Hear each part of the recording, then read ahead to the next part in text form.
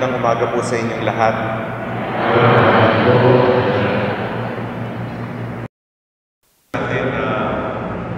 Kahapon po ay tinawag kong day of mourning at pinagdasal po natin sa lahat ng ating mga parokya dito po sa Diocese ng Pasig at pati na rin po sa iba't ibang dioceses sa buong Pilipinas ang kapayapaan ng kaluluwa ng apat na sundalo, 44 soldiers na namatay po na sa Maguindanao. At sinabi nga po ni Cardinal Tagle kahapon sa kanyang misa doon po sa St. Peter and Paul na patuloy din po tayong nakikiramay sa kanila. 44 na mga magigiting na sundalo na alam po natin ay sa ating pananalig ay nasa langit na at kasama po ng ating Diyos Ama, Anak, Espiritu Santo, ang mahal na Ina at pati na rin ang mga banal sa langit na minimithi nating lahat. At nakikiramay din po tayo pati na rin po sa mga naiwan nila. Kaya inaanyayahan ko po kayong patuloy na ipanalangin sila. At meron pong natanggap nga po akong text ngayon na ipinorward ko na po sa lahat ng mga pari natin na bukas po ay sa lahat po ng ating mga parokya ay isasama sa intensyon.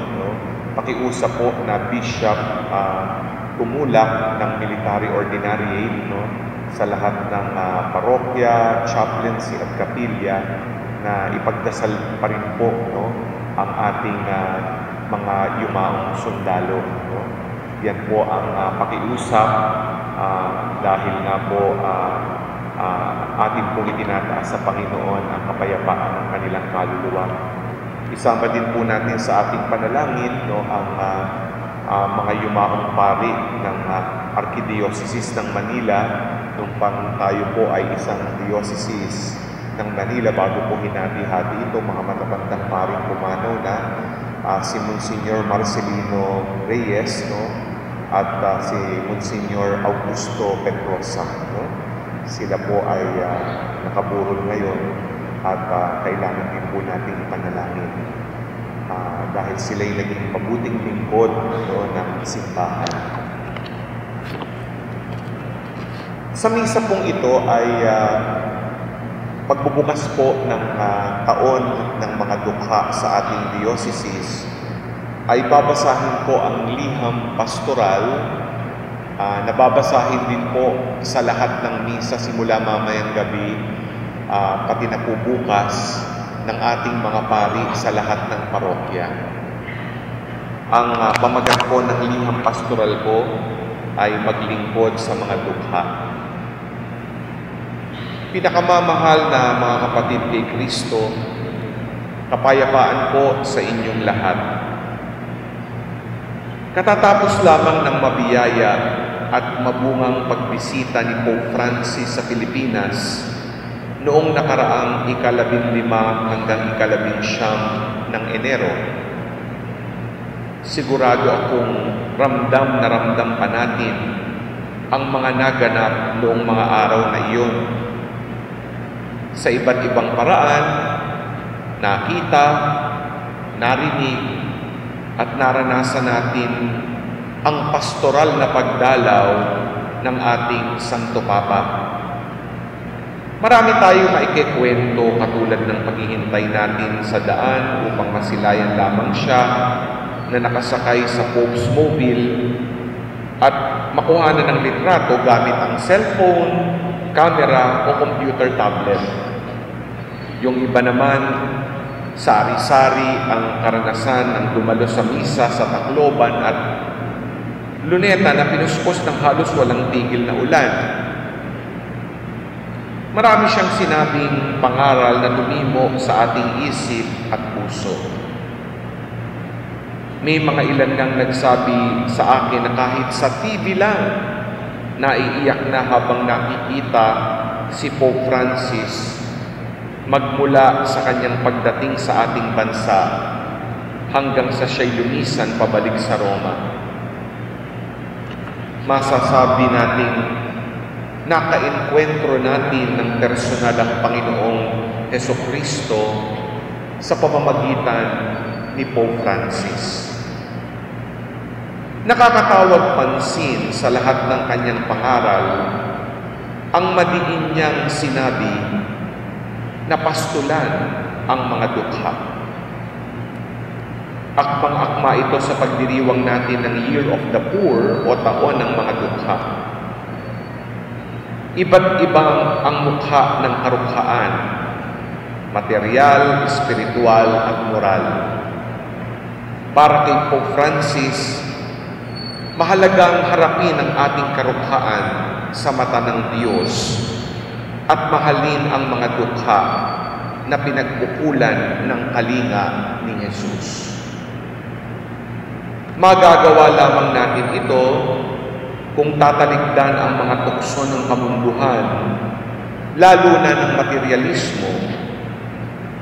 Nasabi nga niya sa aming mga obispo, pari, madre at seminarista sa kanyang misa sa Manila Cathedral na dapat naming tularan walang iba kundi si Jesus na piniling maging dukha at nakipamuhay sa mga dukha na pinagpahayagan ng mabuting balita. Idinagdag pa ng Santo Papa na kapag inalis ang mahirap sa Ebanghelyo o Biblia, ay hindi natin ito mauunawaan.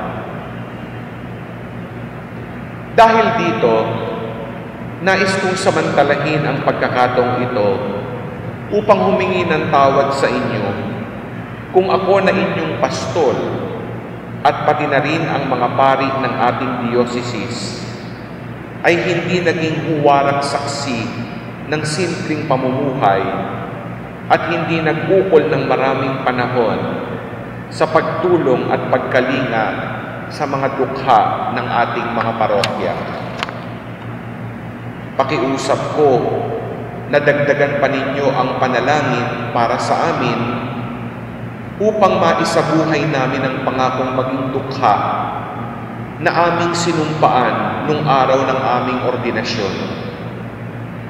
Sa inyong panalangin at pagpapaalala, naway masalamin namin si Jesus na ayon kay San Pablo sa ating unang pagbasa, bagamat mayaman ay nagpakadukha upang yumaman kayo sa pamamagitan ng kanyang karukhaan. Sa ganitong paraan, lalo kaming taus-pusong makapaglilingkod sa mga dukha. Ngayon ding taong ito ay itinakdang International Year of Consecrated Life na idineklara ni Pope Francis. Lubos tayong nagpapasalamat sa mga paring religyoso at religyosa na mga madre na naglilingkod sa ating diocese. Di kaila sa marami na sa atin ang paglilingkod nila sa mga dukha ng ating mga pamayanan tulad ng mga mentally handicapped children, abandoned children, prostitutes at mga may sakit na nangangailangan ng pagkalinga at pagtulong. Yung iba nga sa mga madre at paring ito ay babadin sa pagbubuo ng mumunting pamayanan o basic ecclesial communities sa lugar ng mahihirap at naglalaan ng panahon para sa pagbibigay ng katesismo at pagtulong sa ilang kabataan upang makapag-aral sa paaralan. Sa taong ito ng mga dukha, naway maging inspirasyon din natin si Cristel May Padasas na kinilala ni Pope Francis na huwara ng paglilingkod sa kanyang kabataan. Siya ay taga-Taguig at parokyano ng Santo Niño Parish, Signal Village, dito sa Diocese ng Pasig. Kasama siya sa mga naghanda sa pagdalaw ng Santo Papa sa Tacloban. Sa di inaasahang pangyayari siya ay nabagsakan ng scaffolding at namatay, dulot na rin siguro ng matinding hangin at ulan dala ng bagyong Amang noong nagmisa doon si Pope Francis. Noong nabalitaan ito ng Santo Papa nang nakabalik na siya sa Maynila, agad niyang pinatawag ang ama ni Cristel upang makiramay ng personal sa kanya. Sa pagkakataong ito nakilala ang kabutihan at kagandahang loob ni Cristel. Naikwento ng kanyang ama na tinalikuran ng kanyang anak ang ambisyong magtrabaho sa isang malaking kumpanya at magpayaman pagkatapos ng kolehiyo. Pinili niyang maging volunteer ng Catholic Relief Services na tumulong sa mga nasalanta ng bagyong Yolanda sa Samar. Naikwento din na sa halip na bumili ng cake o maghanda tuwing birthday, inilalaan niya ang kanyang pera para bumili ng mga notebook at ballpen para magamit ng mga dukhang bata sa eskwela. Tunay ngang si Cristel ay huwarang inspirasyon para sa ating lahat. Naway tulad ni Maria, ina ng mga dukha, na lubos na nagtiwala sa Diyos, maisakatuparan natin ang ipinahayag at isinabuhay ni Jesus mula kay Propeta Isaías, na hamon din sa atin at narinig natin sa Ebanghelyo ngayon. Sumasa akin ang Espiritu ng Panginoon, sapagkat hinirang niya ako upang ipangaral sa mga dukha ang mabuting balita. Sinugo niya ako upang ipahayag sa mga bihag na sila'y lalaya at sa mga bulag na sila'y makikita, upang bigyang kaluwagan ang mga sinisiil at ipahayag ang pagliligtas na gagawin ng Panginoon. Ito po'y nilagdaan ko ngayong araw ang inyong nagmamahal na obispo. Amen.